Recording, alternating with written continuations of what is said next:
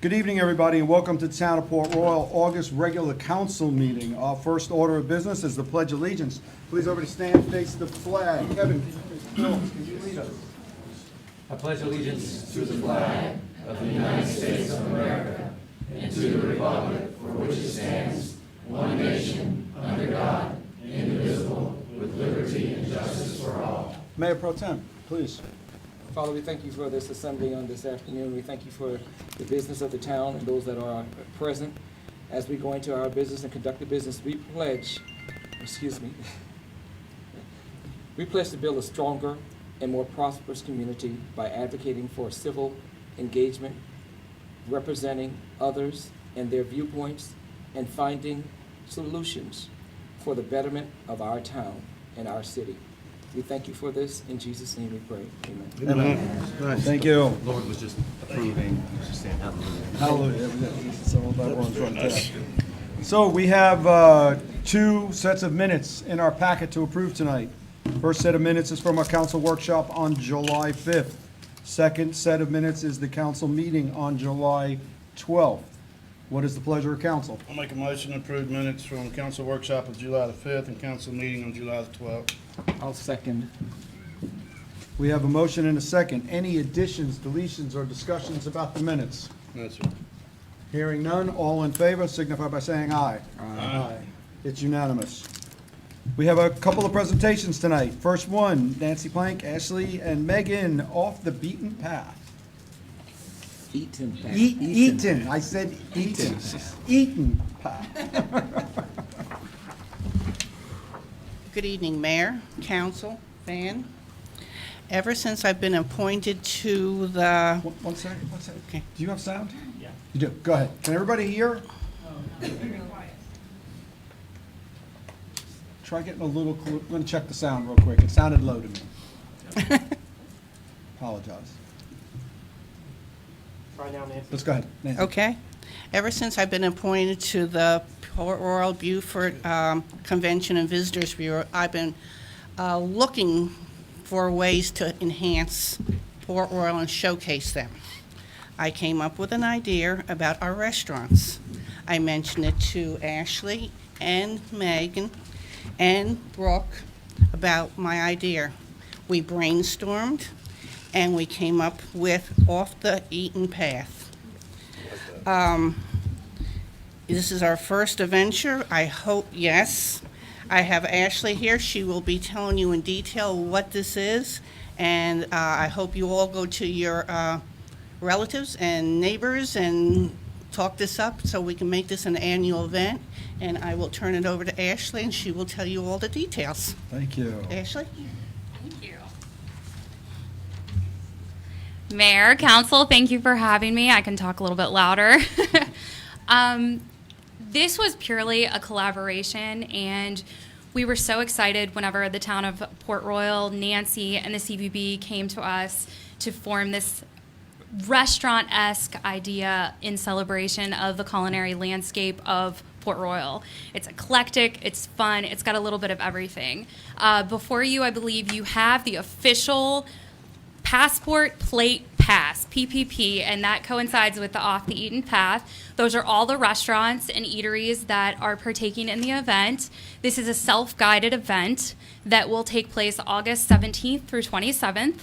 So you will visit or make a reservation at the said eatery, and then you'll start checking off those boxes. We have scallops at Fat Patties. We have the famous shrimp and grits at Madison's. The Cupcakery is doing a Pluff Mud cupcake. That is the mystery.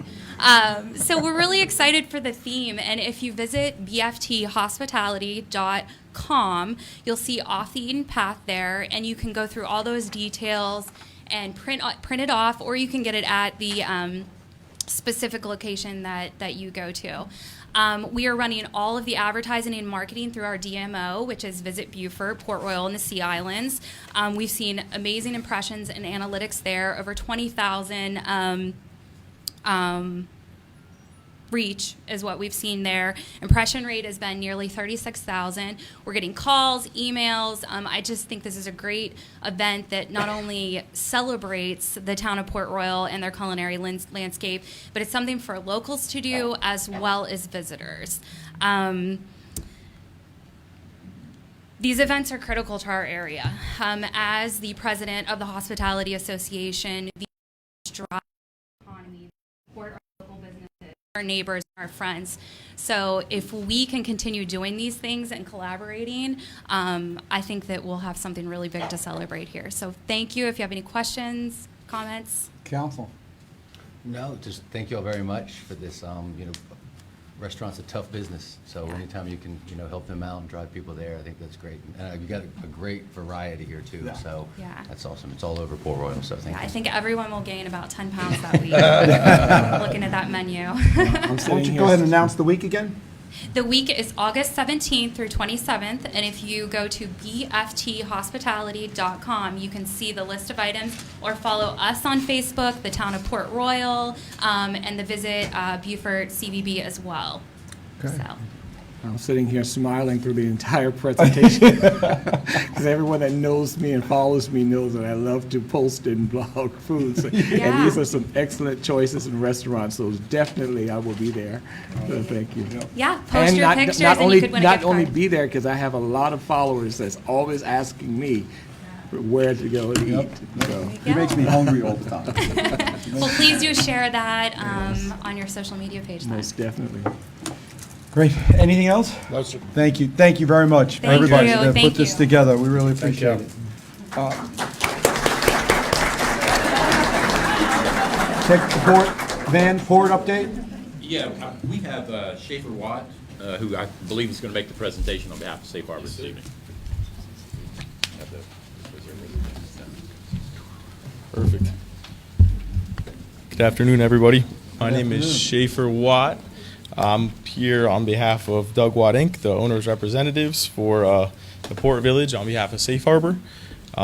Just wanted to kind of give the Pull the town. mic up a little bit Yeah, for me. no problem. Is that better? Yep. Perfect. Just wanted to give an update where we're at with the Port Village and everything that we've done, currently are doing, and where we're planning on going. So without further ado, I'll jump in. And Ron and Peter couldn't be here today, but I'm speaking on their behalf. And then Carla's here as well. She's the general manager. So I put together a little PowerPoint and just wanted to jump in. Are we able to pull that up by chance? They're working on it? Okay. 1 second, please. Perfect. Thank you.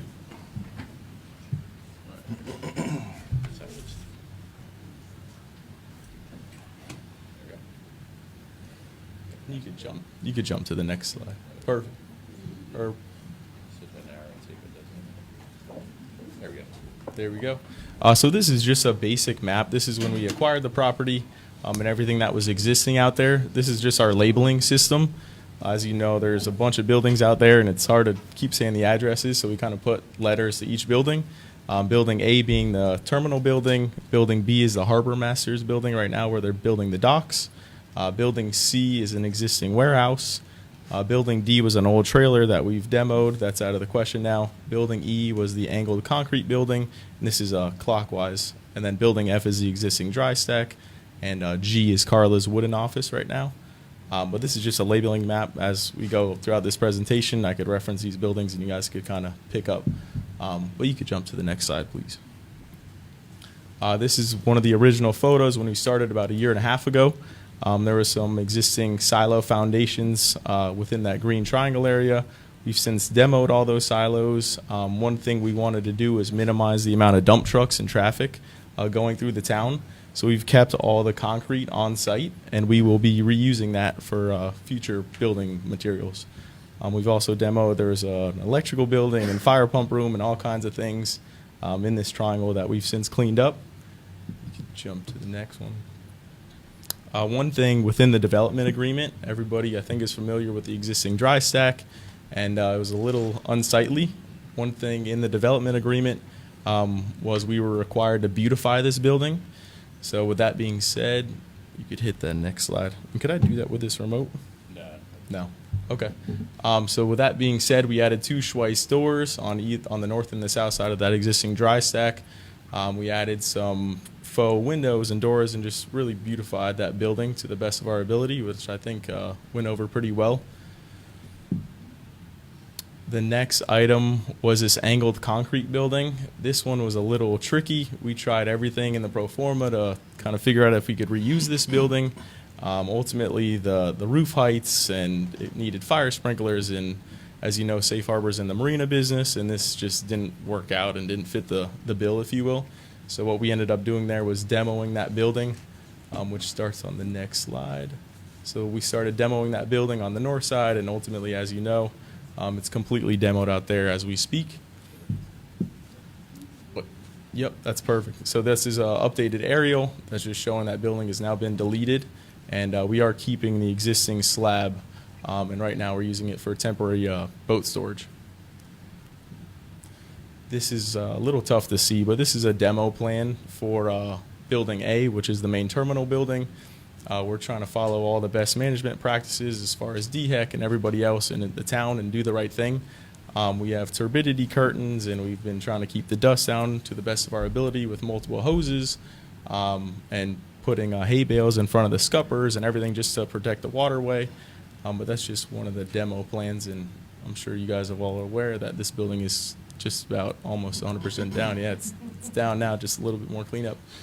There's just a couple photos here of the demo. This is them starting to remove the roof on the southeast corner.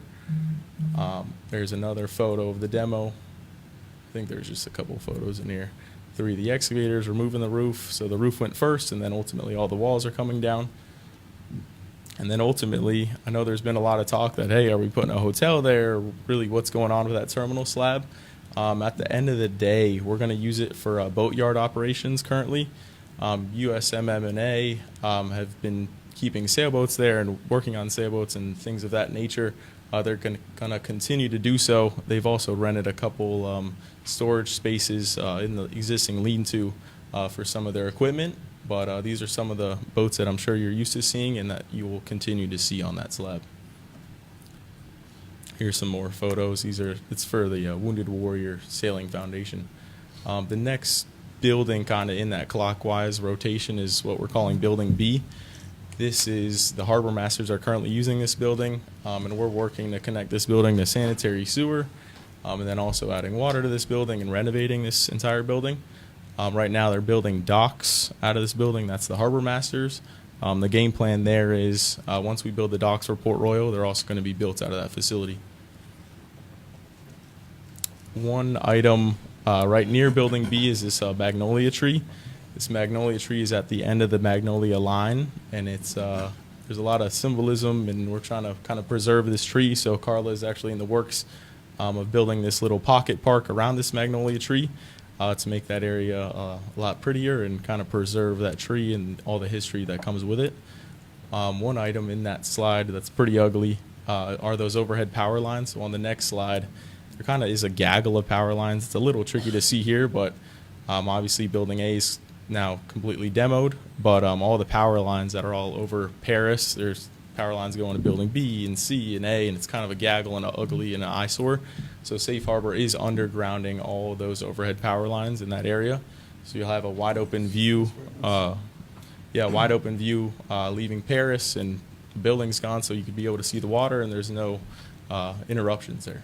Shaver, can I interrupt you for a minute? Yes, sir. A lot of people have no idea what you meant by the magnolia line, so I'm just going to take a moment. There are people in the room who don't know what that really meant. Yeah. So the railroad that is currently now the Spanish Moss Trail, that railroad line at one point, that train route was called the Magnolia Line.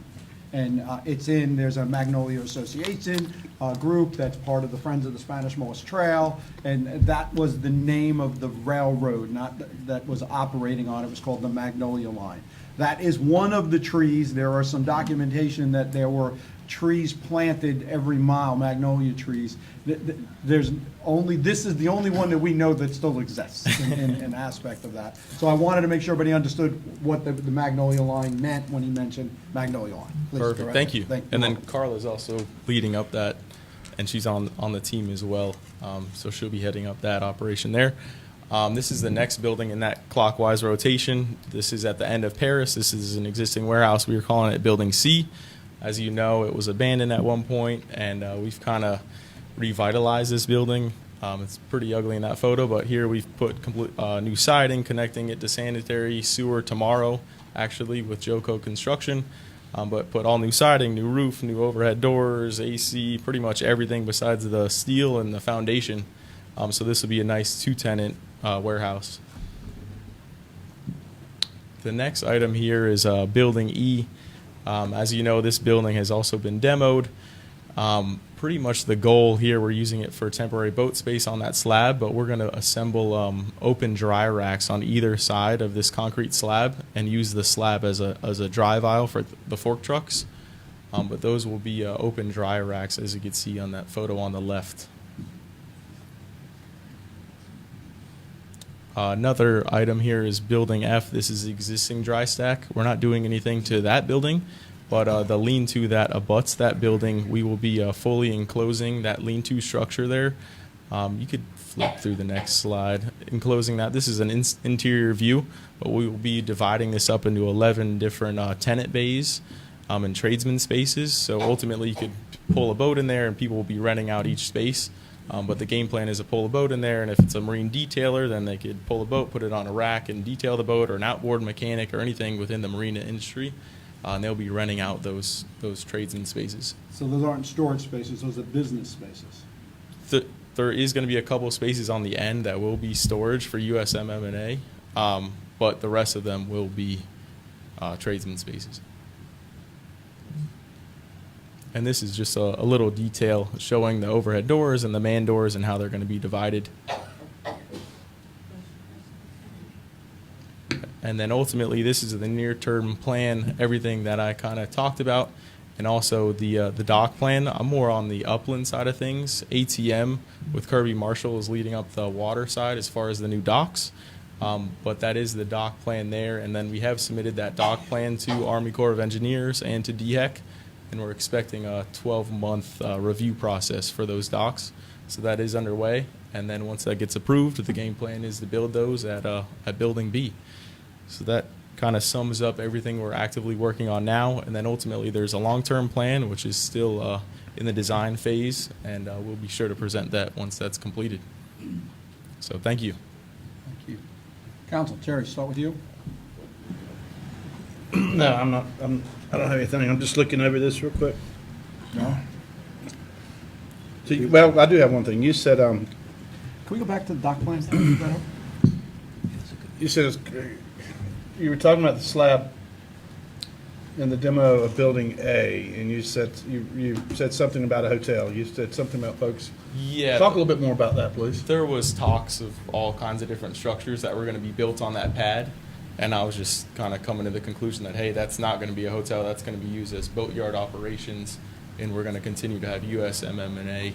Talk to me a little bit about boatyard operations. What does that consist of? What does that look like? What type of equipment? What? Yeah, these are going to be kind of, I think it's going to be movable racks, and pretty much any sort of boat work you need on your boat, whatever it is, a bottom paint job, or you're doing an interior or a motor swap or things of that nature, you'll ultimately haul your boat out, put it on that slab, and then get that work done, put it back in the water, and keep moving on.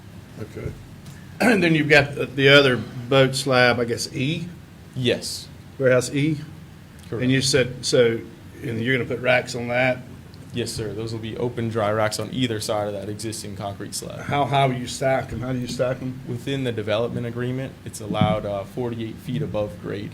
Okay. So it won't be higher than the existing dry stack. Okay, and then you'll just access it with your forklift? Yes, sir. You'll drive it, okay? Yep. And that's open? Correct. Will there be a canopy over it or anything? It'll just be open? Just open racks for right now. And that's Okay. in the design process as well. Okay. Is anything ever been, have you thought about using, that's a great place to maybe incorporate some solar panels or something on some of these rooftops? Have y'all thought about anything like that? Yeah, that or Building F. That's something we could definitely look into. You just see it more and more Yeah. nowadays, and I think it'd be good. I agree 100%. We'll definitely look into that. So you're just going to talk about this part. Is there a component? upland piece that Yes. anybody can speak about? Okay. Yes, we'll be talking about that next. Okay. Yes, sir. That's all I have for now. Thank you. Yes, sir. Thank you. Jerry asked some of the questions that I had in mind. I look And at I your understand, I understand also that Safe Harbor is a marina corporation, a company. And Yes, so sir. a lot of the activities are concentrated to marina type stuff on this end of the quadrant. However, what are the long-term plans for all of those apparatuses, those cranes and those big blue cranes and stuff? Because sometimes, they're appearing to be more of an eyesore. Yeah. And as I said, I preface this by saying I know that you all are a marina company and so forth, but just driving down and all I'm seeing is these big blue cranes and big red cranes and so forth. And, that's not really what we envisioned looking at indefinitely. So what's the status of that? Yeah, so the fork trucks themselves, those get parked inside of the Building F, which is that existing dry stack. And then as far as that blue crane, if you will, that's kind of on the west side of the property right now. Once we get those power lines down, that'll kind of be moving about the property, but I think we could kind of keep that out of the way and not have it be an eyesore. I think the real question is the dock master and the building of the concrete, of the dock pieces and the cranes associated with that. What is the plan for them to start building this dock and shutting that down? I Yeah. think that's what you're really talking about, right? Yes. Yeah. That's what I'm trying to see those things. No, I hear you.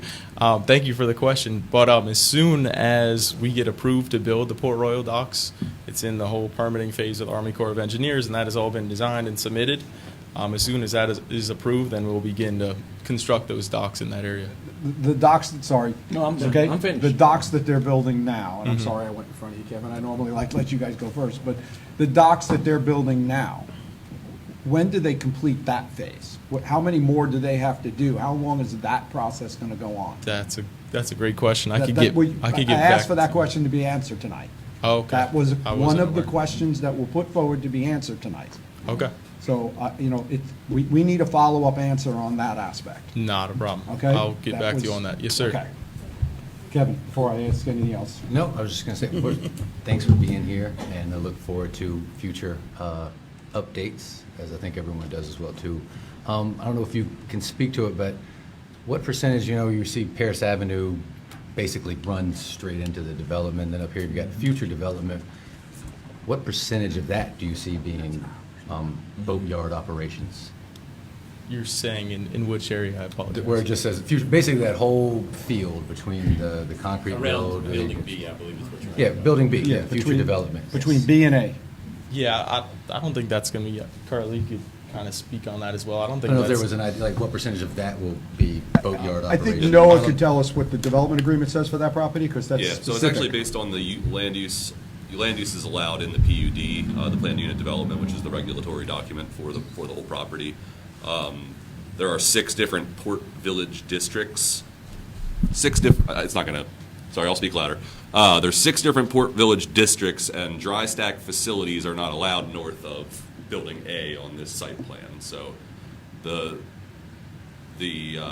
guiding documents that were used for the planned unit development, which is the vision for the port and the civic master plan that Victor Dover worked on in the 90s, and the traditional town district, or I forget exactly what it's called.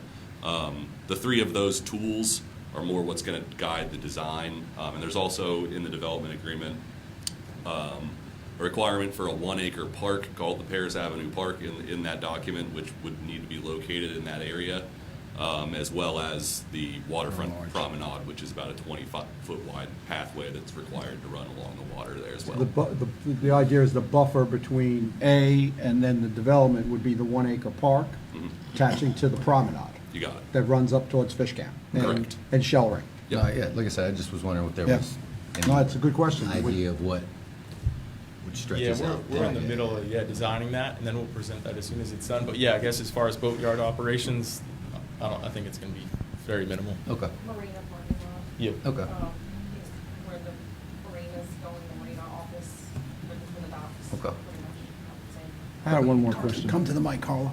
Sorry, we got that online thing here. You gotta come to the mic if you talk. I have one more question. Yes, sir. At one point, there was some talk about having those wagon-type canvases out there to store and conduct boat repairs or storage and so forth. There's still plans Temporary for Quonset temporary- hut? So, Carla, do you want to answer that? do you mind repeating the question? Quonset hut tent style be used as for boat storage? It was kind of presented at one of the meetings. I'm not You're familiar not with I that. think we're talking about if you had a boat of any significant size that you'd want to encapsulate it somehow while the repair work is going on with some sort of temporary structure. Right. Right, and that would be done if we were doing like paint work, overhauling, stuff like that, stuff So that there's needed to still plans for that. enclose paint. Yeah, I mean, that would be boatyard functions up on that terminal pad A, But that's not a permanent, it's a temporary. while the boat was being worked on. Right, Right. scratch your own paint shop, right, right, good. Thank you, Paul. Anything else? Anything you want to add to the end? I think I'm all set. Thank you. Good. Staff, Appreciate you it. good? Thank you, Schaefer. All right, guys. Thank you. Thank you for coming in tonight.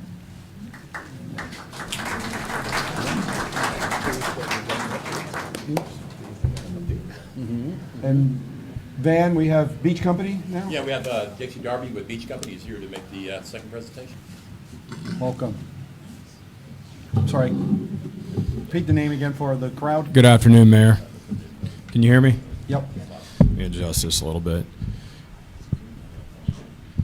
I'll wait on my slides to get up there.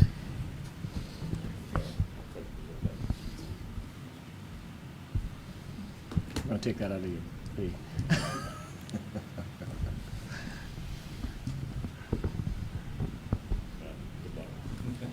It is what it is. It is Yep. what it is.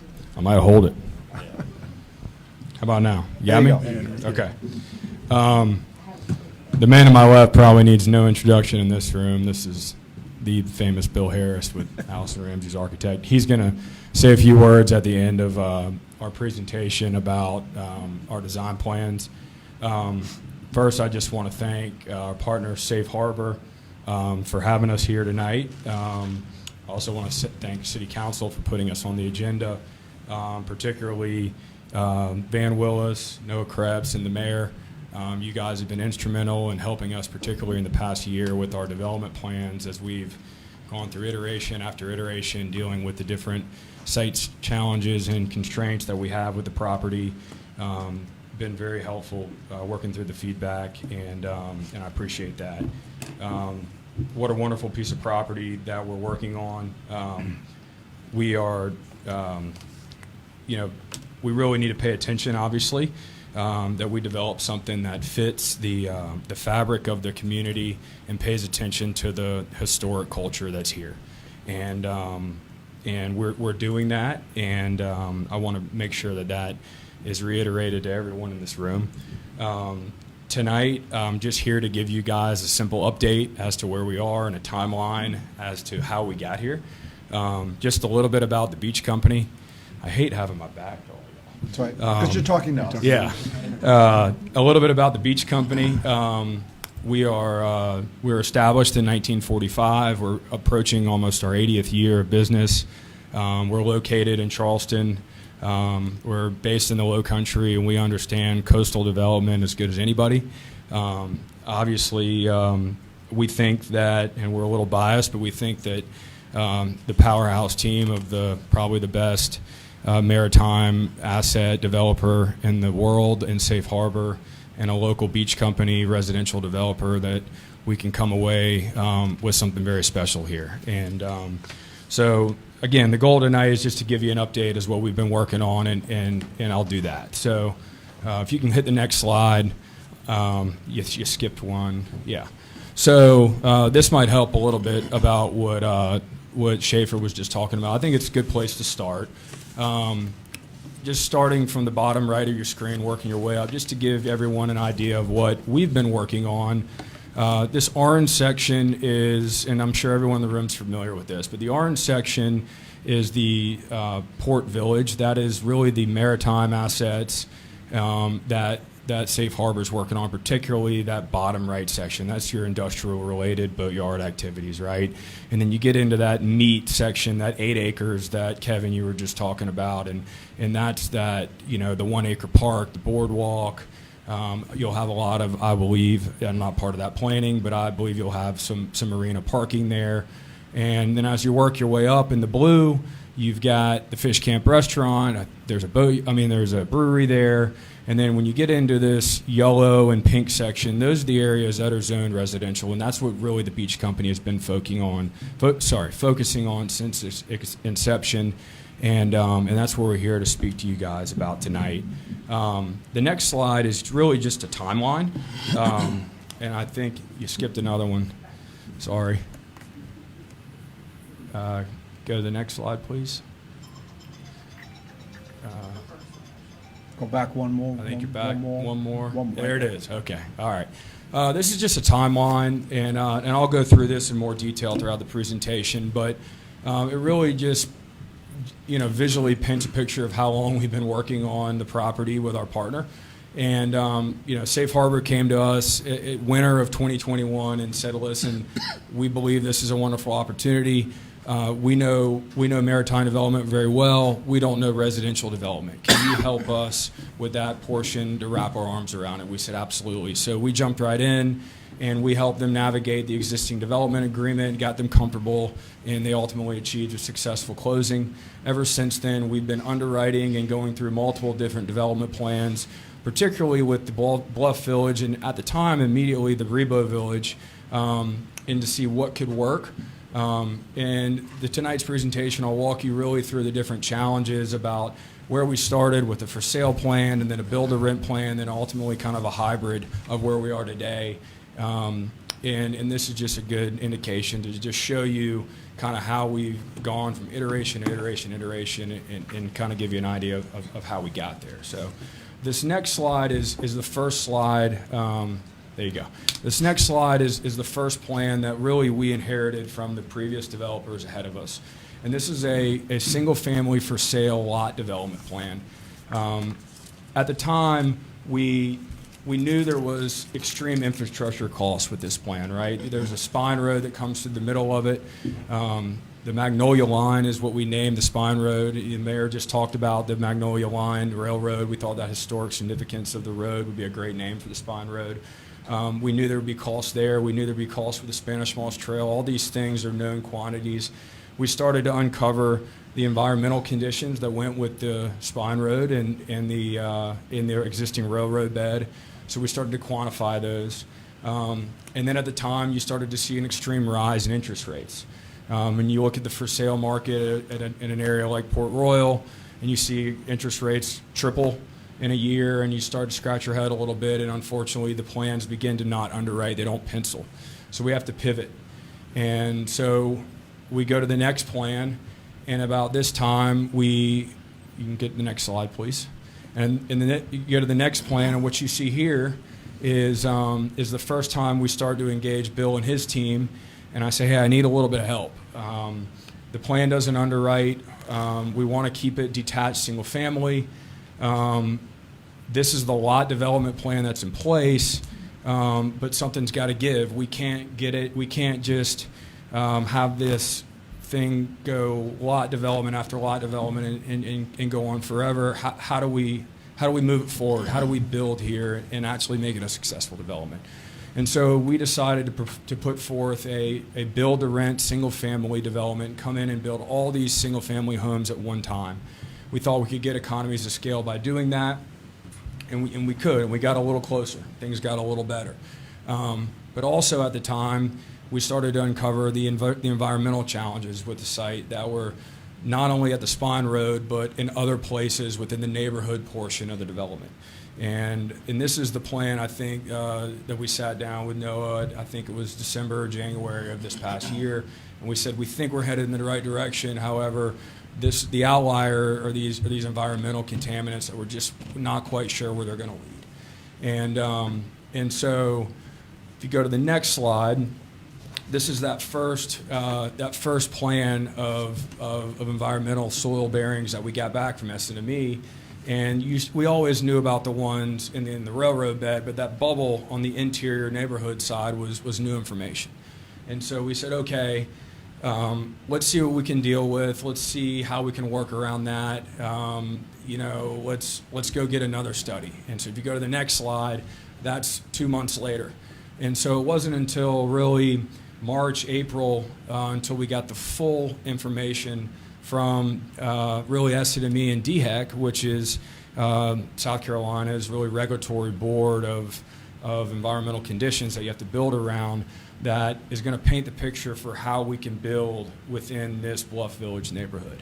And so we were at a crossroads, and I said, okay, how do we move the ball forward and build a successful development so it doesn't just sit vacant and make a project underwrite? And I said we really need to hire, in my opinion, a stable of A+ consultants, and so that's what we did. If you go to the next slide, this is the team that we've now assembled to be working on this project, and we work on it pretty much every week.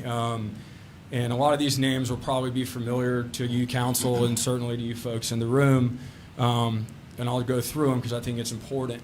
Ward Edwards Engineering, Greg Bache and Willie Powell, their first stamps on this particular Bluff Village in the port were 2017. They've been working on this thing a lot longer than we have.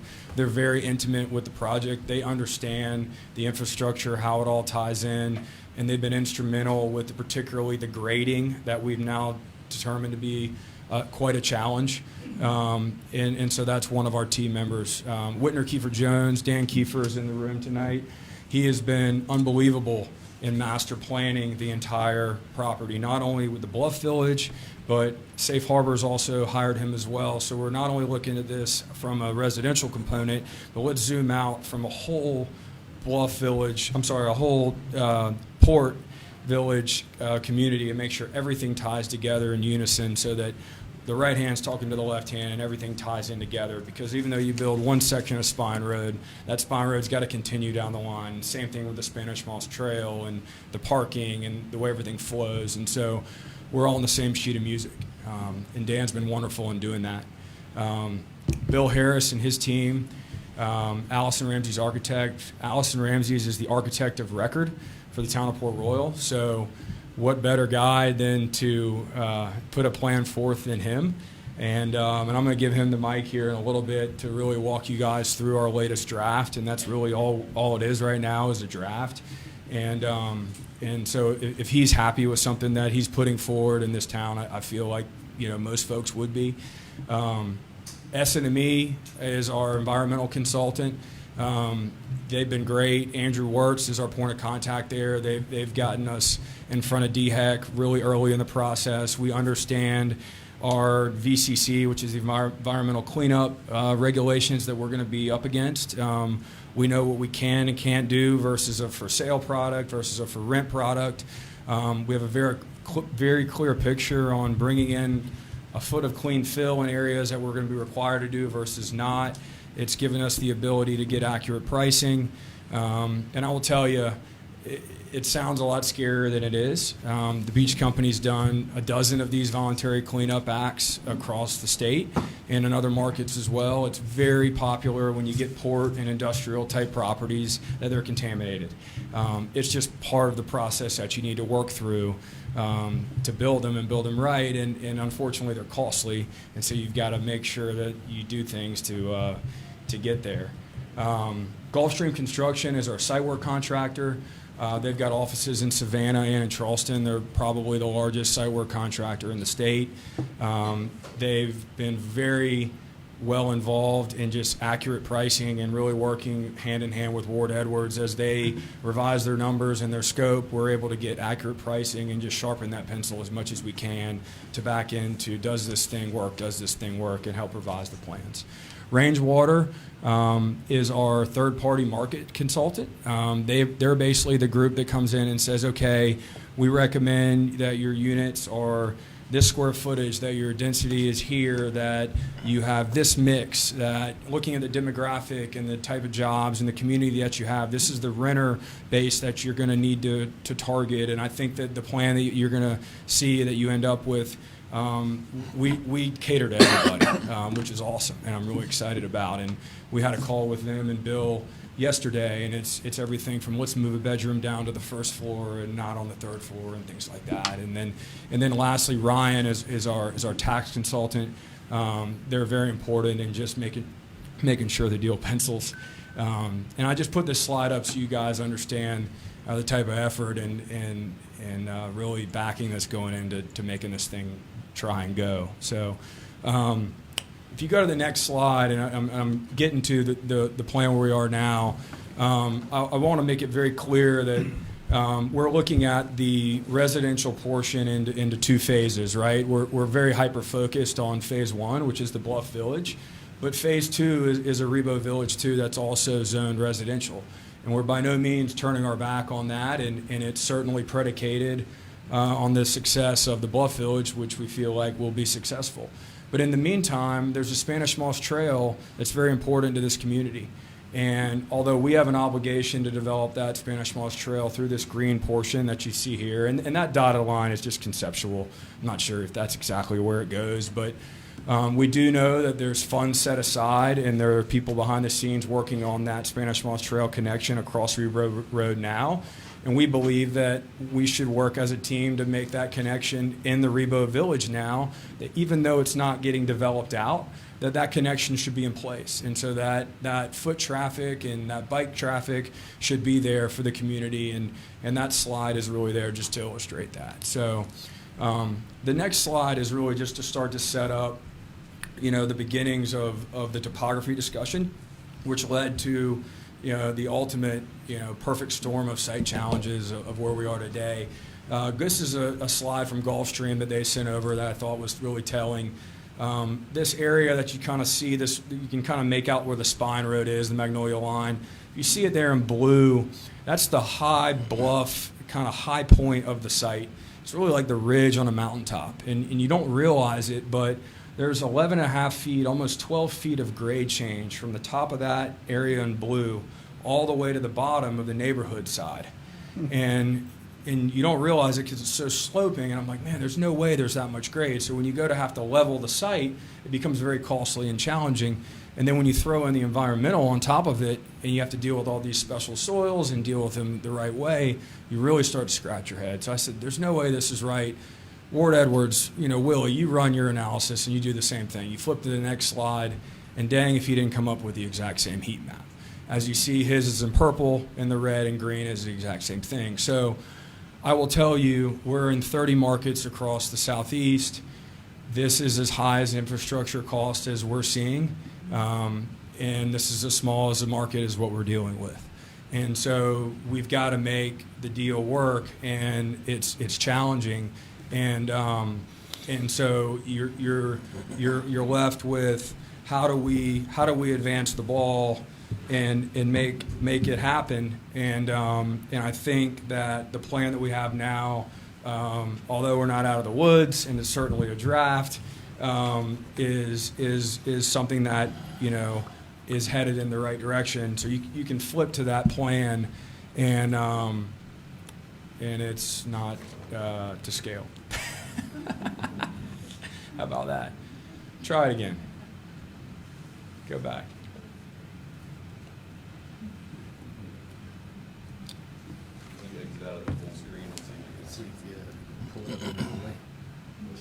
There you go. There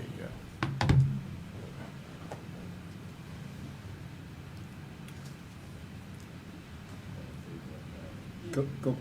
You should be able to. Yeah, go back now to presentation mode.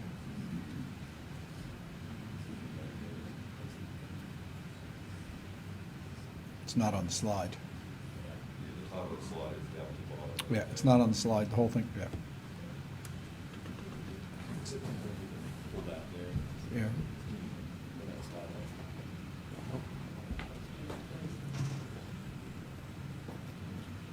There you go. And as you were saying, this is just the Bluff Village. Just the Bluff Village, yeah. Yeah. A little bit more, a little bit higher, Noah. And now it's gone.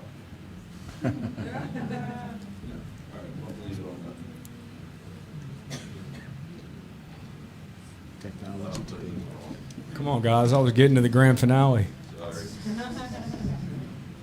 Was it? It's a tease. There we go. All right.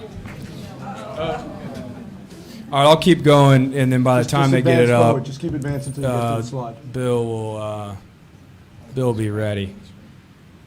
So the plan we have here, and I'm going to let the expert go through it, but I want to talk to the reasons why, and I want to point out a few things that I think are very important for council and the folks in this room to understand. What you have here on the High Bluff side are large single-family homes for rent. These are 3, 4, and oftentimes a couple 5-bedroom houses. You've got everything from a 1-bedroom for rent townhome all the way to a 5-bedroom house. So it caters to everybody. You've got 2 bedrooms, you've got 3 bedrooms, you've got different price points. The reason why we came down in the neighborhood side and did a for rent product, period, the end, is due to environmental regulations. You cannot do a for sale deal down there because of the environmental regulations that DHEC has put forward. The reason why we went towards a attached townhome product were a couple. One, the economies of scale you get for an attached townhome are much better than a single family home. We're able to put a larger building footprint there so we can spread out our building footprint costs and help with the grading. The 11.5 foot of grade change there is extremely significant. And then lastly, we can get more units that create more density, that allow us more revenue to offset the extreme cost that is in the infrastructure and the environmental that's here.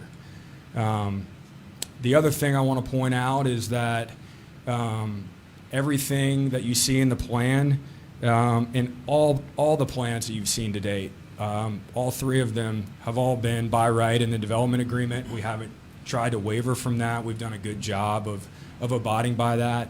I think this plan calls for half the density that's allowable, twice the civic space, and so on and so forth. So we really tried to be cognizant of all that and be good stewards of what's there ahead of us. So I'm going to let you take it over and talk a little bit more.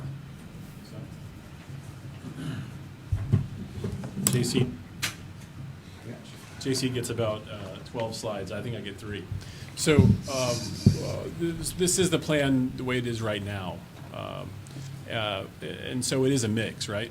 One of the hardest things that we try to get and we want to get in a development is variety, right? Is diversity of people and types and who's living there and what their situations are. And this plan gets a lot of that. Like we get single-family homes, we get waterfront homes, we get some little tiny village houses at the entry there from the left of the screen. There are townhouses. There are larger townhouses. There are smaller townhouses.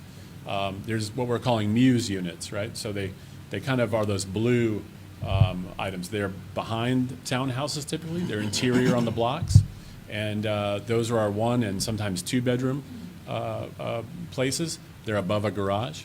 The garage, generally, I think the thinking from the consultants is that they belong kind of to the townhouse people, and you live above the muse units, above the garages in the muse units. So there's some kind of inventive stuff happening. Again, we don't think, JC does, we don't think numbers. We're thinking placemaking. We're thinking what makes a good place. How do we create something we'd be proud of, right? Like we live here. We don't. It's special to us. So, all that being said, there's a good mix of what's happening here. And I've probably never seen a developer or developers go through as many kind of gyrations of adapting to what's happening and all the site concerns and trying not to have a meeting with 700 or 800 angry villagers, right? Like, so there's a real effort happening, and all those consultants don't work for free, and I almost do, but I don't. And so there's a lot going on. There's an update. The big kind of takeaway is there's a real process going on, and developers are pretty much evil, but this is potentially a really, really powerful project. And so this is the plan now, right? we're trying to preserve, we're keeping our streets open at the waterfront, it's Port Royal. We're trying to provide as much civic space as we can. I'm pushing for more. I think now we're at 10%, 5% is what's required. I think there's probably even more than that. The darker green is what we were kind of considering civic spaces, the lighter green is not. We're talking about an open pavilion, right? This isn't like some gated community. It's open, it's part of Port Royal. The streets all come right from Port Royal. The architecture, if you can go to the next slide, we start to get to the architecture, it's what we do, right? It's the houses will be generally what you're seeing in the area, what you see at developments here, what belongs here. And then these are houses, none of these are locked in as they're the one, but they all work, they all fit. The lots kind of, the street network came from previous plan, because a lot of work was done with that. But lot sizes, lot widths, lot depths, all that is geared towards plans that we know work and are lovable and all those things. So next slide. Next slide, more houses, but then at the bottom, you kind of get some of those townhouse types, right? Townhouses, the word can be a little scary. We're thinking the Port Royal townhouses, right? We have mostly two-story, simpler. We're not downtown Charleston. It's Port Royal. And we're thinking simpler shapes, simpler details, all those things, right? On the all the way to the left there, that's the little village house that was kind of at the entry that I pointed out to the left. J building? The J, yes. Okay. And so if you go to the next slide even, these are just some photos. We have a mail kiosk, right? There's on the plan. Folks will come, check their mail, potentially meet each other, maybe even hang out, start to know their neighbors. That's some social engineering architect guys like to make happen. The other image is kind of what it'll be in the beginning. It'll be the leasing office and the how they run the place.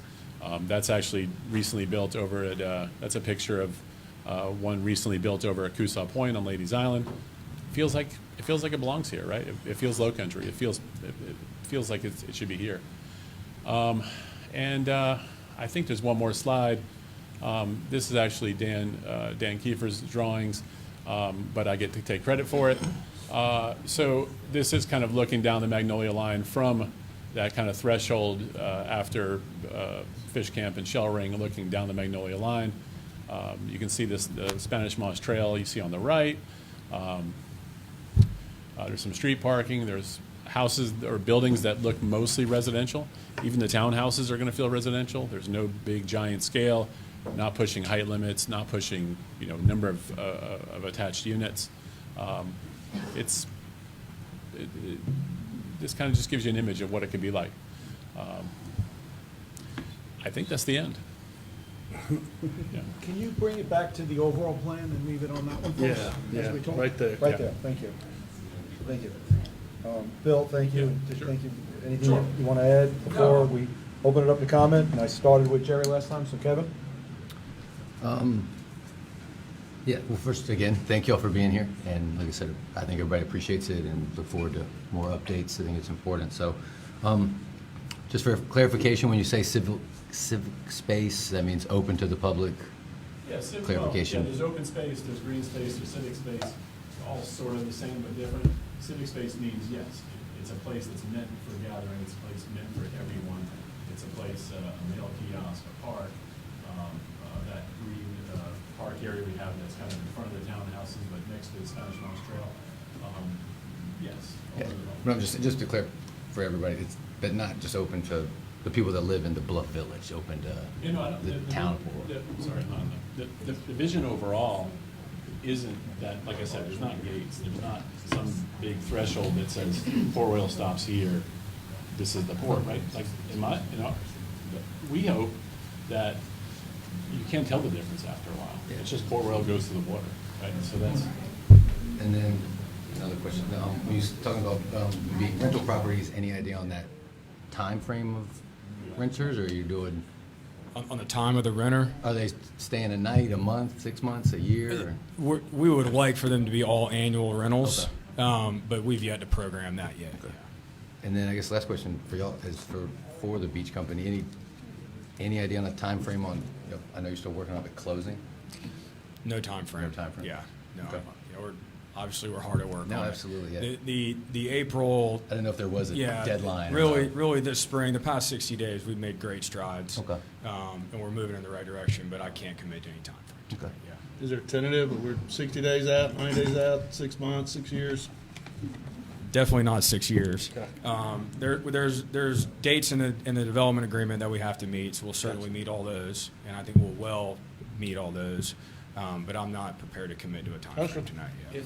And J.C., if you were to close, what's the timeline for construction? Well, the first thing you got to do is build the spine road. So you'll start with that and then build your way out. Typically, what we like to do is line up construction financing with the closing, so it's a boom type thing.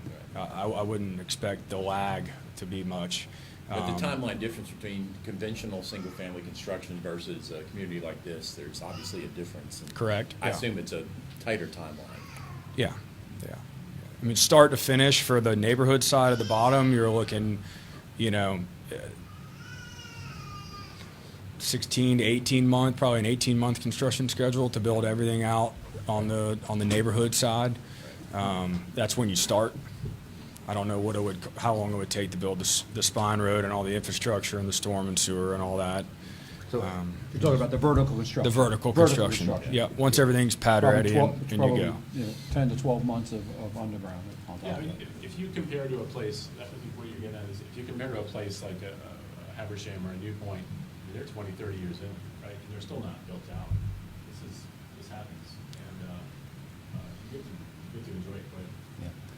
And then just one last thing just for everyone, I know we're not talking about it tonight, but the Rebo Village would be kind of similar to this kind of To be determined. I think the success of the Rebo Village is predicated on the success of this. So what we would do is, do a case study of what worked well here, what didn't, and then we would reevaluate the Rebo Village. It's a very challenging. This is challenging. The Rebo Village is challenging for different reasons. Although it looks like a bigger parcel, when you shrink it down, it's really an awkward triangle of developable area. That's not. It's easy. It's tough to get in and out. It's insulated from the water. It's not as not a layup by any means. So it would be whatever it is. It's much smaller scale and fashion to this. Okay. All right, thank you. No problem. Darryl. Jerry? No, just a couple of comments. You said something about you referenced a dozen times beaches done cleanup, voluntary cleanup. Is this a voluntary cleanup? This entire property, top to bottom, is in a voluntary cleanup. Everything Port Royal's doing, the beach company's doing, the entire port property is in it's called a VCC, voluntary cleanup program. I know you touched base on it a little bit, but basically you're going to come in and just mediate some of the soil conditions in there, basically? Or what? What does it look like? There's more to it than that. So, and I wish that I had my environmental consultant to properly answer this, but basically what happens is DHEC gives you what I would call the rules of the road, and they take your soil contaminants and they study them and they determine, okay, based on that, they give you use restrictions, and you have to develop within those restrictions, and you have to dispose of your soils certain ways, or if you want to reuse them on the site, you have to reuse them in certain places based on the uses that you want to build there. For example, if we were to want to leave any unexposed dirt in the Bluff Village, we have to bring in a 1 foot top coat of clean fill to any exposed area within the Bluff Village neighborhood side. So everywhere you see civic space on this map, we need to bring in an off-site 1 foot of clean topsoil from another location, which is excess cost. But that is all part of your VCC. You're volunteering your property to this cleanup program in order to achieve the ability to develop it here. And then at the end of it, once they come out and inspect it, and then you get a no further action letter, which means that you've obligated your terms of the environmental conditions, and you have no further obligations under the agreement. That's good. Yeah. Thank you. Well, you explained it very nicely. Thanks for using local contractors like Allison Ramsey, Fort Edwards, what you're doing, Keith? They're first class. Yeah, Absolutely. See Yeah. a lot of local contractors working on locally here. Some I of did your- look some at of the your density. local contractors are big fans of that too. Yeah. And he does bill. I don't know what all that was about. Right. Yeah. Yeah, I know, I get his bills. I like to see the plan. You said it's half the density, so it's half of what you know. The entire plan, I think, Noah's 450 units. I don't know what the number was that you landed on after the move to the town hall. But Yeah. I think that was, it was lower Yeah, than but that. the development The agreement calls for development agreement Oh, I'm allows. so- Allows I'm for- sorry. It's 575 total 570. for the entire. That's the Yeah. entire property. Right, and so these two parcels are zoned residential, so we're not even achieving half of what you can do on the whole property. And then twice the civic space. That's So correct. props for that. Thank you. I mean, Yeah. I looked at this parking. Looks like you've got probably 239 We've units got, with about 428 parking yeah, spaces. it's overparked. And Right. the other thing I'll tell you, Jerry, is if you look at the original plan, we haven't changed the single streetscape that was laid out by, I think, Dan and his original team working with y'all. So all these alleys have stayed the same. All the streetscapes have stayed the same. I know that view that I'm looking at right here, as you come up and you look through the park and that civic space into Battery Creek, that's very important. We haven't altered that at all. We've really tried to do a good job of keeping all that. And really those have come from meetings with the mayor and Van and Noah and taking that feedback and saying, hey, you know, these are the things we want to see keep in place, and so we've tried to do that. That's all I have. Thank you. No problem. Well done. Thank you, Bill. Well done. Appreciate it. A couple of things. First of all, we've said a few times that Bill is our town architect. So that we were happy and then disappointed. I just want everybody to know, because now we have to separate him. And he will not be reviewing these plans for the town. We have to hire somebody else now to do the town's version of the review, just so that everybody understands that. But we're very happy that he's part of this project. Just want to kind of clarify that so people understand that, so there's no misconceptions on that piece. I'm going to start with the parking. I get it's overparked, but I get very concerned about the parking at the same time. And my math, you've got 428 spaces. If you take the total number of units, 2 cars per unit, you're at 410 is what you should have. So then you say you're overparked by 18. But then if you go to garages and the realization about garages, 50% of people don't use their garage for parking. So now you take that 124 garage spaces, you cut that down, and you're underparked. And it's just the reality of how people live. And Bill, I want you to kind of think about that. I may be wrong in my interpretations there, but that's the numbering that I see looking at that. Am I? Yes and no. I mean, when you're talking about a Muse unit that's 1 bedroom or even 2 bedrooms, you probably don't have 2 cars. Okay. Do people not park in their garages? Sure, we build garages all the time. We don't park, so. But I have one. okay. At the same time, there's ordinances, right? There's rules. So you're fulfilling that with the consultant, with the Rangewater, the consultant we were speaking to. They actually were very critical about not the number of spots, but where some were and weren't. Yeah. So as the plan develops, I mean, those are the things like you start out by thinking, can we make numbers work? Can we get the units? So it's very like general. Then you start to narrow in, then you get your soil stuff, then you narrow in more. So that's going to all keep developing. It's an update. So Just something to think about, Yeah. make us feel comfortable with the parking. Completely agree, and this is a draft. I can't iterate more that this We is got a it. work in progress and a draft, and we did have the parking conversation yesterday as well. Okay, good. Go ahead. Just one more question, just to clarify, just for me, if you could speak, because it's kind of a new thing, kind of understanding is the build-to-rent process. I hear people talking about that's catching on, it's becoming more popular. Do you get, just the process of it, do you get commitments from potential renters that say, I'll rent this, what you had the different, designs, A, B, C, D, or do you develop it out and then put them all for rent at the same time, or, just how does that? It's no different than you have a leasing office and someone goes to rent an apartment, but they're going to rent the house. You just show them the different. So they'll go to, they'll look at D, E, C, E, F and decide which one fits best for their family, and they'll rent that house. And those we really want to push to be on an annual basis. And is that, And so that's what we mean by build to rent. And, SFR is the term thrown around, that's single family for rent. Okay. The interior side is all, very much more traditional townhomes for rent. and is it work kind of like a traditional, if it wasn't build to rent development where as houses are built, they go on the market to sell, or is it as soon as it's built, it'll go on the market to rent, or you do it all at the same time? As soon as they're or- built, they would go on the market to rent. Okay. Yeah, that's our plan. Okay. Like I said, it's just Today, yeah. a new thing people are hearing about, build to rent neighborhoods and build to rent, so just kind of asking about that process, what that looks like. There's a huge market and a need for what you call missing middle, right? New policemen, new firemen, new teachers, nurses, people moving to the area that are taking these jobs. Houses are expensive, so some smaller units will help a lot with that. Is there any way we could ever guarantee a certain portion of them be at a certain rent? Talking about firefighters and police officers and teachers and. I don't know if we could do that, Okay. Kevin, but that's why we have You brought it up, made me think about that's it. why we have a diverse mix, right? So you have the ones all the way to the homes, Gotcha. to the bigger homes. Okay. So it's not one type versus the other. Go.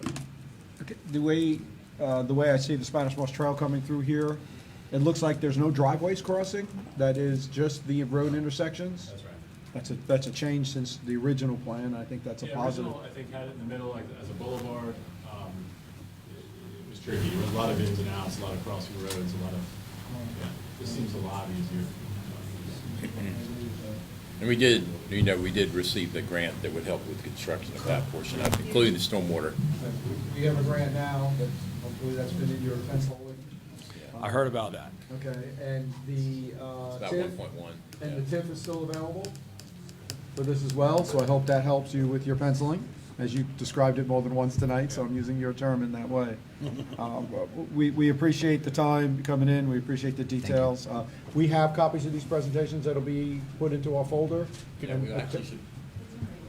And we'll get them out publicly? And we could probably post them to the website. Yep, we appreciate that, so the people who might want to go back and see that One last some thing, more. man. Absolutely. Before you have it, like, this is very informative, and you see a lot of people here to hear this. It'd be nice if we could do this on a regular basis, maybe.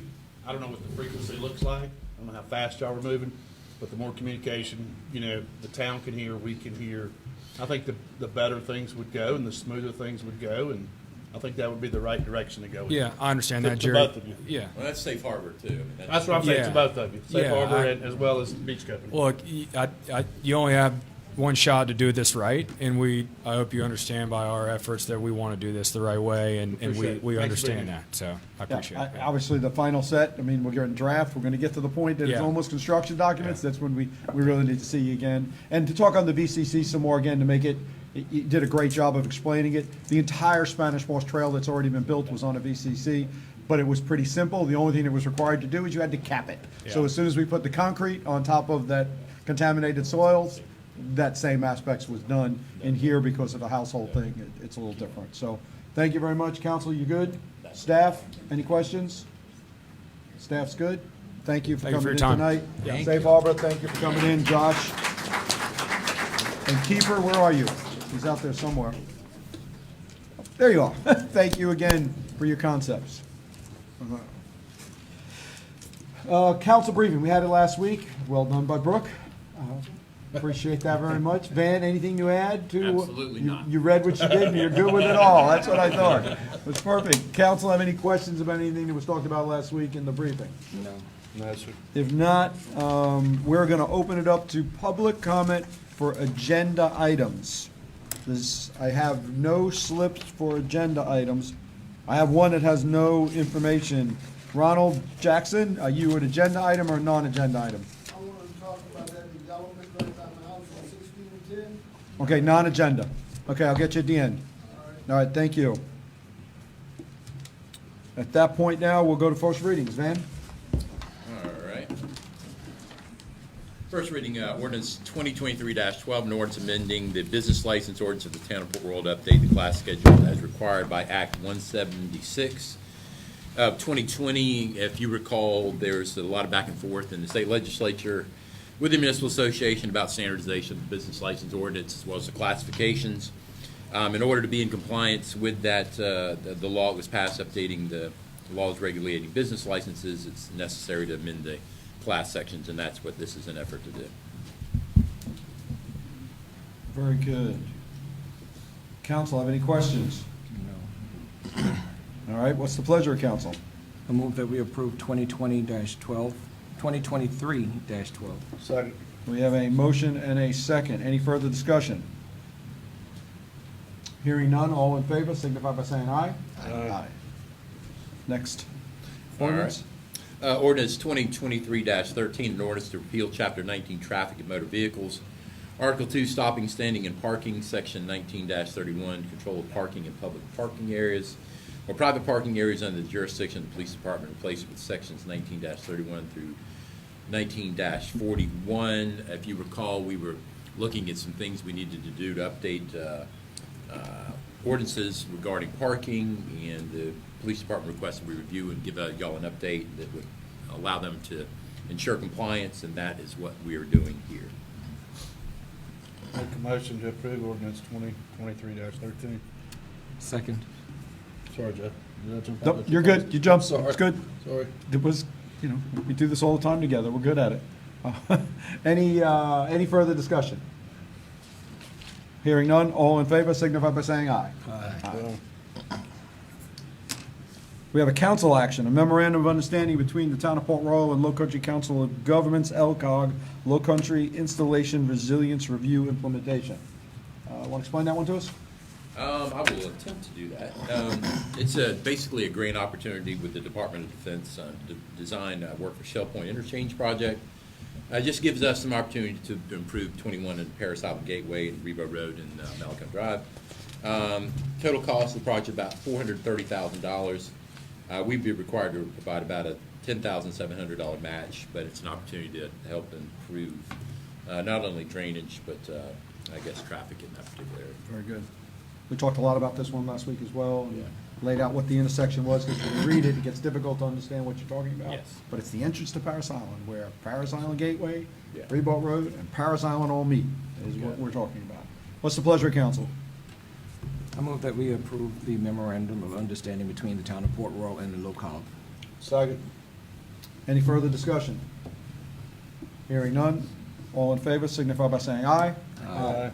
Negative, it's unanimous. Important dates. Saturday, August 12th, we start the Fall Street Concert Series at 6 p.m. With the Bennett Mateo Band. Tuesday, the 15th, Redevelopment Commission meeting at 4:30 to 5:30 p.m. We'll see if they hold that. Thursday, August 17th, Joint Council meeting with the City of Beaufort. And then obviously what we discussed earlier, the August 17th through the 27th is the Off the Eaten Path. Then you'll see we have the Municipal Election Commission meeting at 5 p.m. on August 21st. And the Metro Planning Commission also meets on that date at 5 p.m. In the City of Beaufort, Boundary Street. And then on the 26th, we have another concert out in the street. Please come out. And then Monday, September 4th, will be closed for Labor Day. Questions or any additions? Anybody have anything? I've got an important date, August 11th, the 22nd year anniversary with me and my lovely wife, Tina.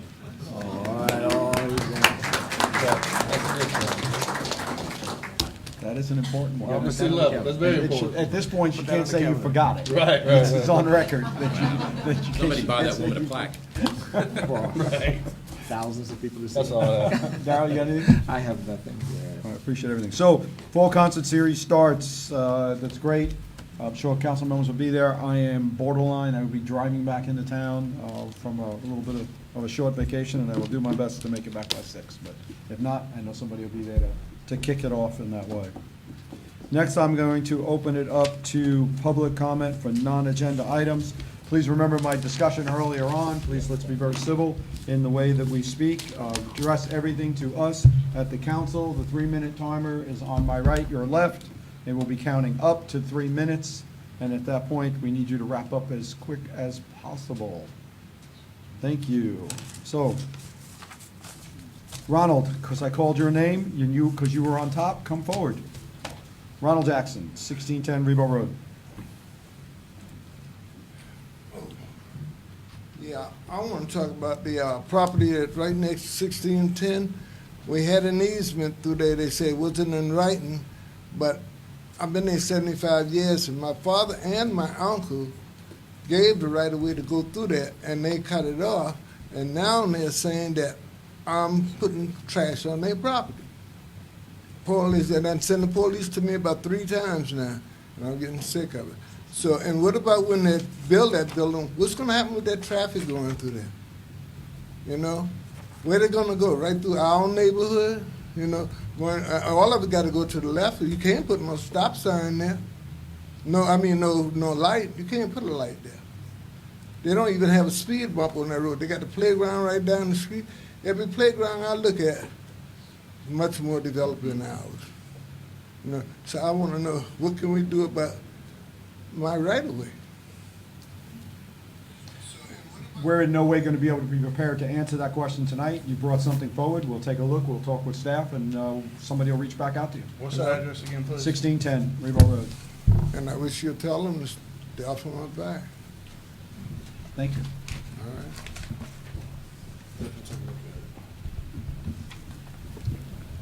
Everybody, please excuse me.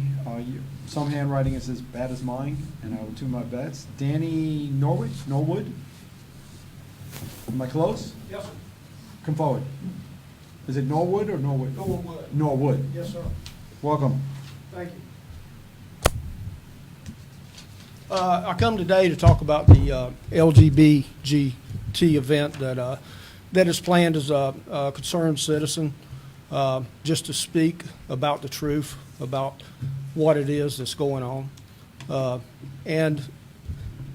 My name's Danny. I'm a father, a grandfather, a member of the community, and a faithful follower of Jesus Christ. The truth is that the Mental Illness Society is labeled a gender dysphoria that causes confusion over gender identity. The symptoms are distress, decreased sympathy. It deserves empathy and respect. I should put my glasses on. Empathy and respect, but only occurs in a minuscule of the adult population. 1 in 200 says the William Institute, UCLA, and an LGBT think tank. This illness promotes body part confusion and it should be taken seriously by a psychiatric professional. The truth is, the national LGBT movement has taken on a twisted spiritual crusade. Their battle cry is, "We're coming for your children." And this should not be taken lightly. So this LGBT national movement has settled on indoctrination of innocent to achieve its demonic goal. Kill, steal, and destroy. Kill our children's soul, steal their innocence, and destroy their lives. It's not a coincidence that these so-called LGBT celebrations are in the heart of our community, as close as possible to the children. The truth is there's a half a dozen locations that this so-called celebration could have been held at in this community. I rode around today and looked, several places. But not by coincidence, it has landed up in the backyard of our elementary school. Do not be fooled by slick tongues of those who perpetrate sexual immorality or whitewashed tombstones who call themselves men of God. Make no mistake, if you are not against this movement, you are for it. This Jesus that was raised up out of the grave that we follow, who now stands at the door of judgment, has left a stern warning for all of us. Those who cause one of these little ones to stumble would be better off with a milestone around their neck and cast into the sea. In this sea is weeping and gnashing of teeth. I would ask everybody in this community, in this council, to consider what we're letting in. The snake has crawled into the door. Thank you. Thank you.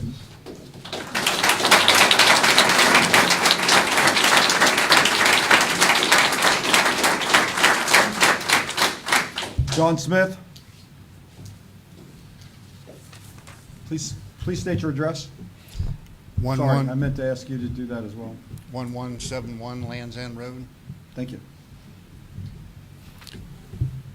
Mayor, council members, thank you for having us here tonight. And Mr. Norwood, we haven't talked, but he came close to what I was wanting to say as well. I agree with what he's saying. Mine was just a stern warning from the highest authority, much higher than our Supreme Court, that in today's vernacular, I could say it would be better for each of us who are called to make these kinds of decisions, where these kind of displays would take place in our children's lives and in our communities and our families, that Jesus Christ himself, thank you for opening with prayer tonight in the name of our Lord Jesus Christ. I appreciate that.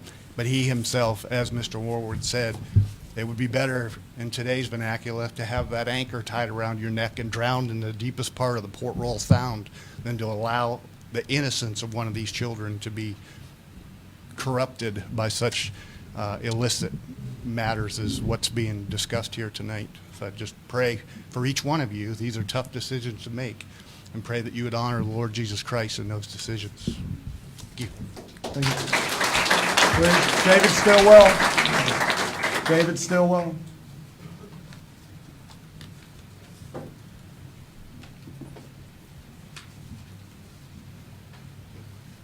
Once again, always an honor to be before you all.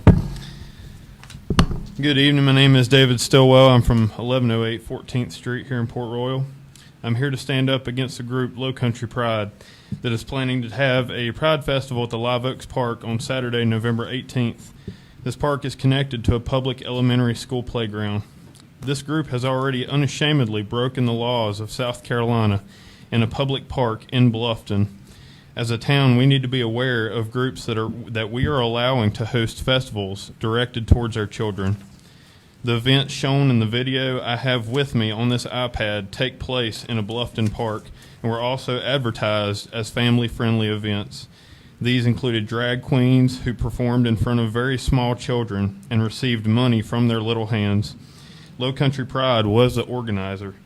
I stand here tonight to reiterate State Law 16-15-305 that states that such events were a flagrant violation of the rights of those children who were unfortunately present. The violation can be clearly seen as exposed buttocks and drag queen breasts were groped on stage in front of children under the age of 10, as seen in the first and second videos that I hold.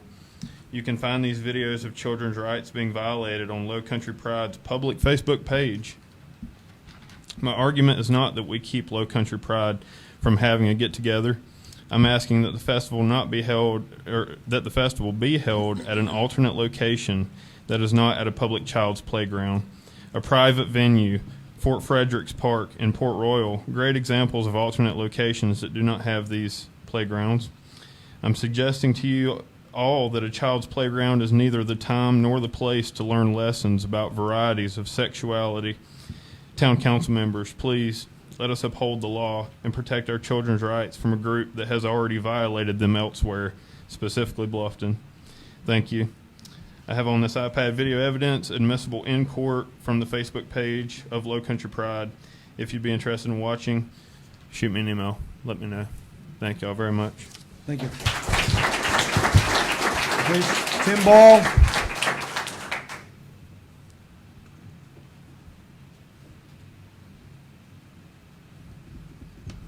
Mayor, Council, my name is Tim Ball, and I live on 15th Street.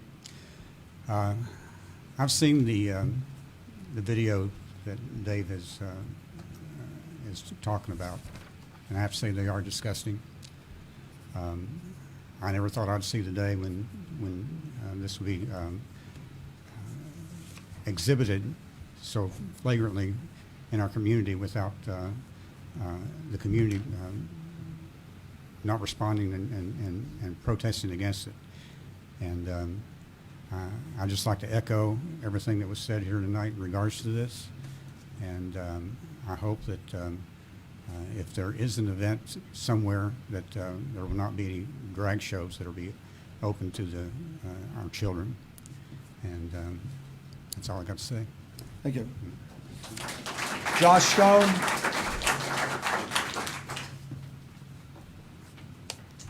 Address, please.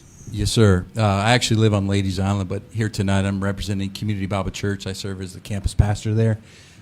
Good evening, council members, mayor, all in attendance. And I moved to the Low Country in 1995. My first condominium that you guys have been talking about tonight, the reason my wife and I resided here was at 704 Paris Island Gate Condos, because it was the closest place to the gate of Paris Island, and I feared for my life to be late to work. So I made sure I got residence, and I fell in love with the Low Country. I fell in love with Port Royal. I started worshiping at Community Bible Church. I retired in 16, and now I'm here serving here at the church here in Port Royal, your largest worship center in your town. And so I'm just here to oppose the November 18th event because I just feel that it doesn't represent what's on that board right there, and it doesn't represent the ethos that this town is known for, and the town that I moved to in 1995, or the church membership that we have well over 600 people in attendance, and there's not a single person on our roster that would want to see the soft pornography dancing in the streets here adjacent to the playground in the school. And I concur with the other gentleman here tonight that says, hey, an alternate location would be really cool. I'm not opposed to them doing what they want to do in their meetings, and I know they meet here sometimes too. I'm not opposed to that one bit. But I am opposed to children playing in the playground, walking down the street. If somebody's on a bicycle ride on that particular day, they shouldn't have to witness some of the displays that will be on display that day. Thank you very much. Thank you. Kathleen Bray. Kathleen Bray.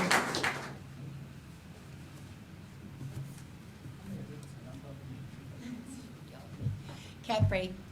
Address? 806 11th Street. Thank you, Mr. Mayor and Council. As you know, I head up the Village People with it's a bunch of neighbors here who many are present today that pick up trash here one time a month. I appreciate the support of all of you and that we've received from you, and today I'm reaching out to ask you to make some changes to the bulk trash pickup. We're extremely lucky to have a town that will allow us to put out all our leaves, small branches, and the never-ending Spanish moss curbside for pickup. Unfortunately, no matter how many signs have been posted, both permanent and poster-like, or notices in the PR News regarding bulk items, some citizens continue to dump without an advance call, which is the current procedure. Their mattresses, TVs, chest of drawers, toilets, and DIY project debris show up on the curb. The Village People have reported the same homes or sites over and over for years. One would think that if those repeaters were cited and fined, this wouldn't continue to happen. Realistically, do we have enough staff to offer this call-in type of system? That's a question that I have, which I think is being abused. Would one time a month pickup work with our staff, picking up a section at a time? I know they do this in Jacksonville, but you can imagine they have a whole lot of staff to do that.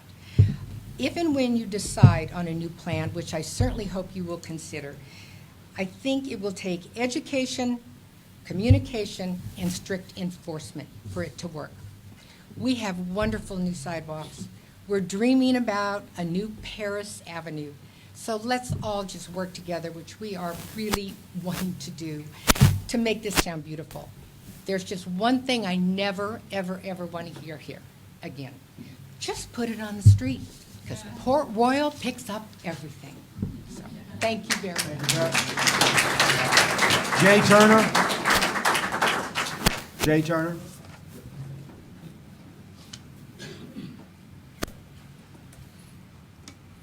Mr. Mayor and Town Council, I thank you for the opportunity to speak this evening about the proposed Low Country Pride Festival and the condition of our nation at the community level. Although I do not live in Port Royal, I do live in Beaufort County. I love this community and our great nation, but I have witnessed a deterioration of our social fabric during my lifetime.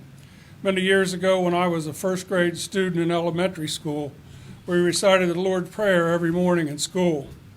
The next year that was stopped, and the surrounding controversy added to confusion of a young second grader's mind.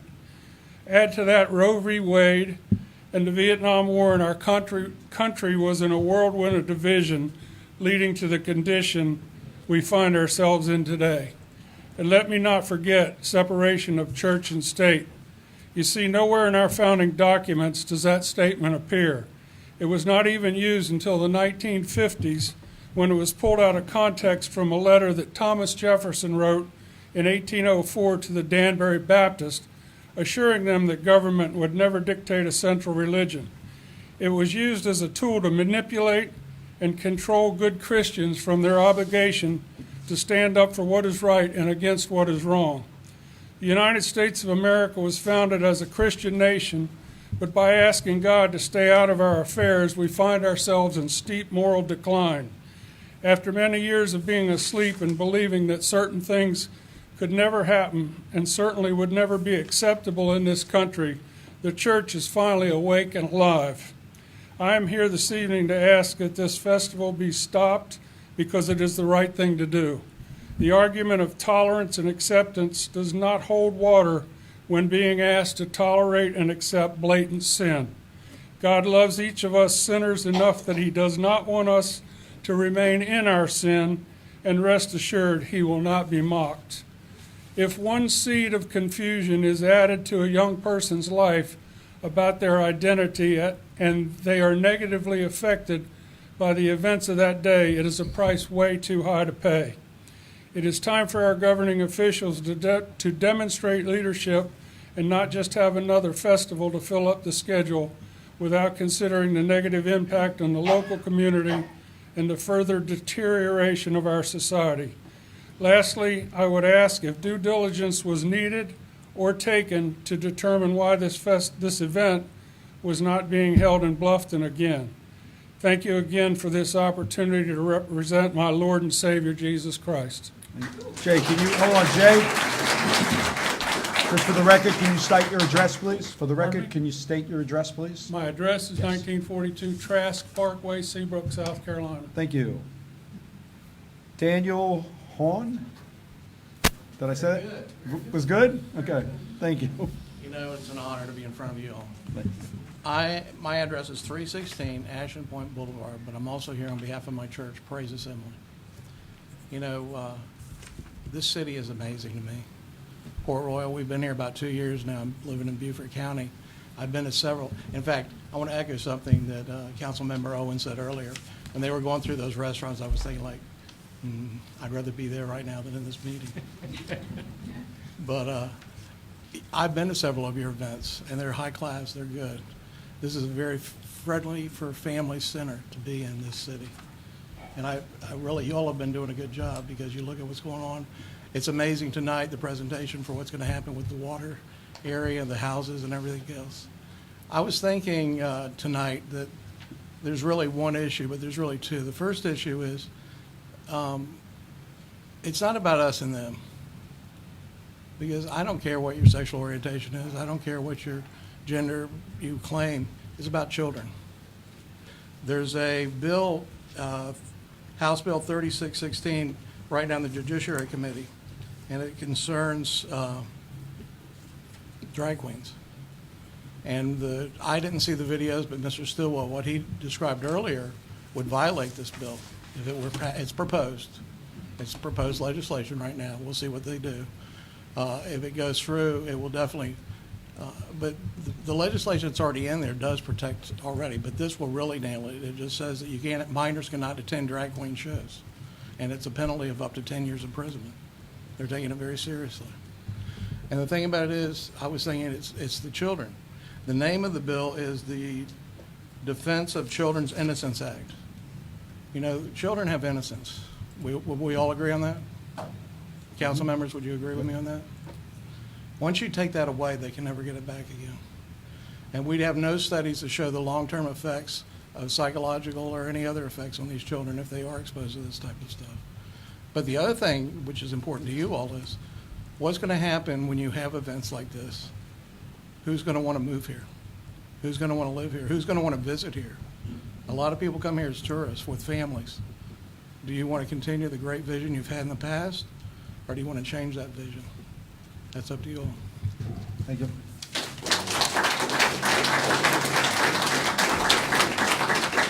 That's everybody who's handed in. comments? We'll bring it back up to the dais. Any council comments? No, sir. Yeah. He ran out of forms. I couldn't build one out. We ran out of forms? Come forward.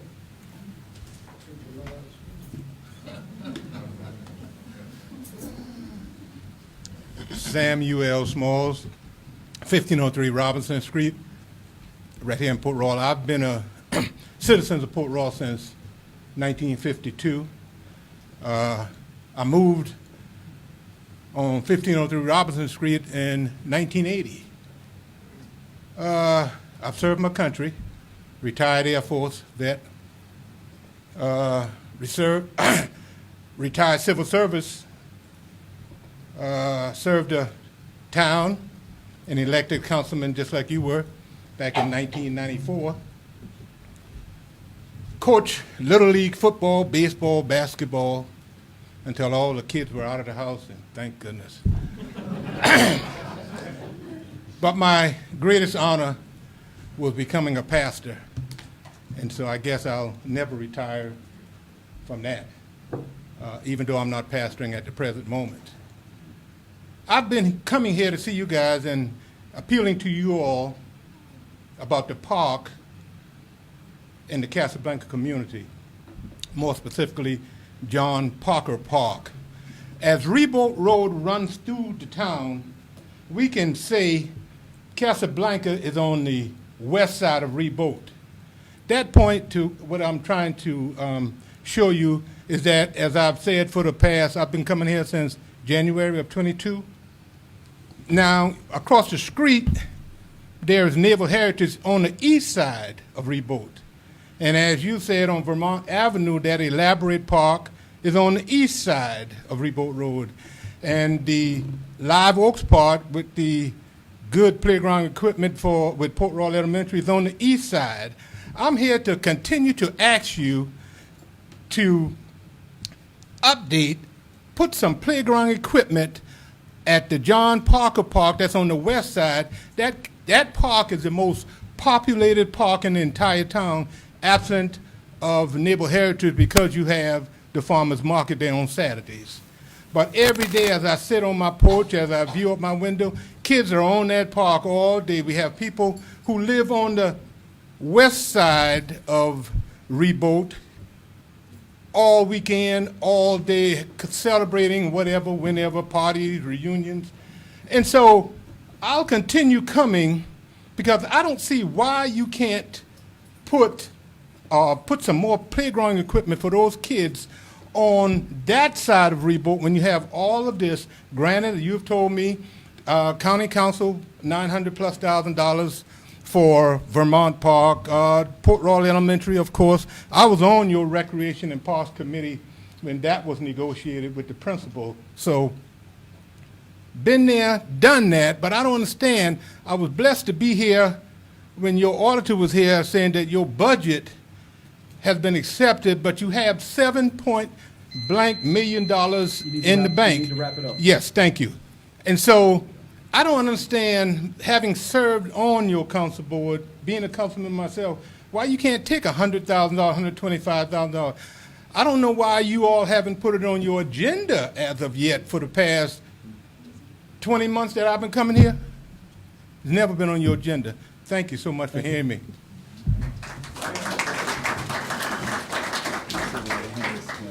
Horns were out when I got here too. Okay, then I'll work my way through. You mind? Thank Come forward. My name's Jamie Gardner. I'm the pastor at Praise Assembly of God on Paris Island Gateway, and I want to say thank you for taking this time to hear our comments. I was thinking as I drove over here, our church actually started at the historic church, I think on 11th Street, and actually when it built its first building, it's now where the coroner's office is. That used to be Praise Assembly, and now we're at 800 Paris Island Gateway, and our church has been, I think, been good about serving the community. Used to have a school. We've actually, about 2 years ago, repaired the skate park. We led that. And even now there's a home with Kappa. There are students that graduated out of Kappa that we've supplied cars for them as they have aged out of the foster care system, and we've blessed them. So we believe in the community. We want to serve the community. We love the community. And it's important to us. I will say that as I heard about this festival and the possibility of a parade, I was very concerned. Of course, I will let you know that I don't think there should be a parade. I think that may be in your ability to say yay or nay to that. I also don't think there should be a festival, especially right there where there is a park for kids and right there where the school happens to be. Now, I want to say this, and I'm almost done. As I shared, as earlier was shared by Josh Stone, we have 800 to 1,000 folks come to our church every Sunday. Diverse, we're grateful for it. God has been good to us. And not one person at that church would be okay with that, would be okay with being open to a park right next to a school, especially, or a playground, to have something like this. And I want to make it clear, this is not a politics for me. It's not political. It's not about the DNC or the GOP. I'm talking about the BIBLE. I'm talking about what I feel like is important from the Word of God. And so as a church and as the representative of that church, as the pastor, I say, don't have that festival here. Do everything you can to make sure it doesn't happen here in Port Royal. Thank you. Thank you.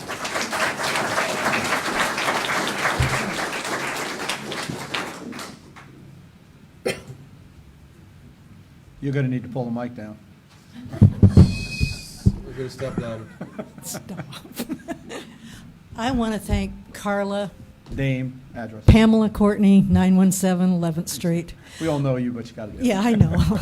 I want to thank Carla for taking the lead in the initiative to go ahead with the Stephen Millett Park on the preservation of it. Sometimes we don't offer our thanks for somebody that's going ahead and doing this. And so, Carla, I really want to thank you so much. Thank you.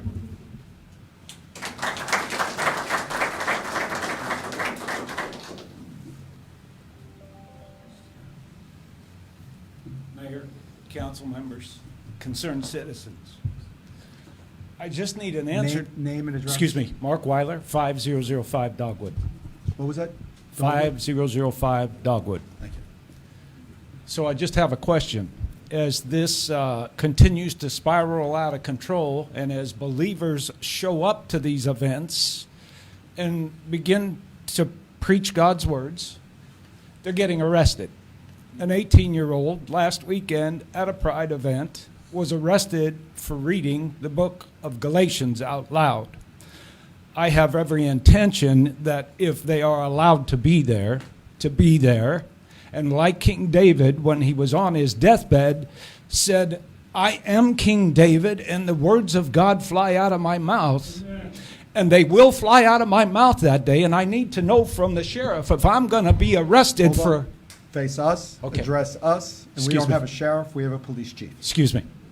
So I want to know if I'm going to be arrested or if I need a permit to be there, because I will be there, and God's words will be flying out of my mouth. Thank you.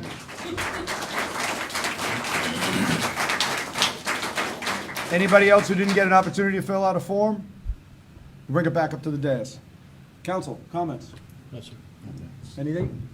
No, just thank you all for being here, and then a shout out earlier to Four Waters. They did the presentation earlier for the Paris Avenue improvements. We had a great turnout. Thank you all for showing up. Thank you all for being here. Again, that input is so valuable, and so again, just thank you for being a part and being the council tonight. So, Stan, thank you very much. Van, welcome back. Thank you. I'll entertain a motion to adjourn. No, excuse me, we have an executive session. Entertain a motion to enter executive session. So moved. You have to state the cause.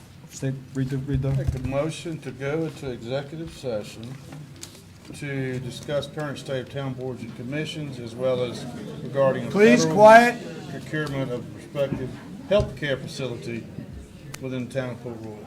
Second. We have a motion and a second. All in favor, signify by saying aye. Aye. Aye. Please Thank you clear all the for being room. here.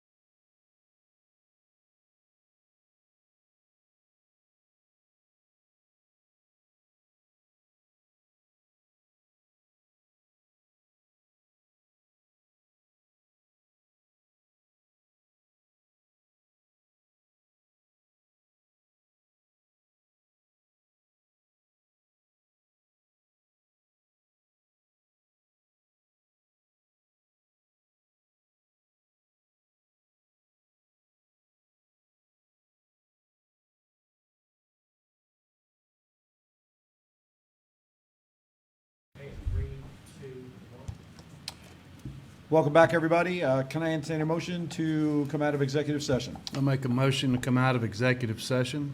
We have a second? So moved. Thank you, everybody. No action taken, and I will entertain a motion to adjourn. So moved. We have a motion to adjourn. The agenda is complete. We need no second. Thank you, everybody. Good night.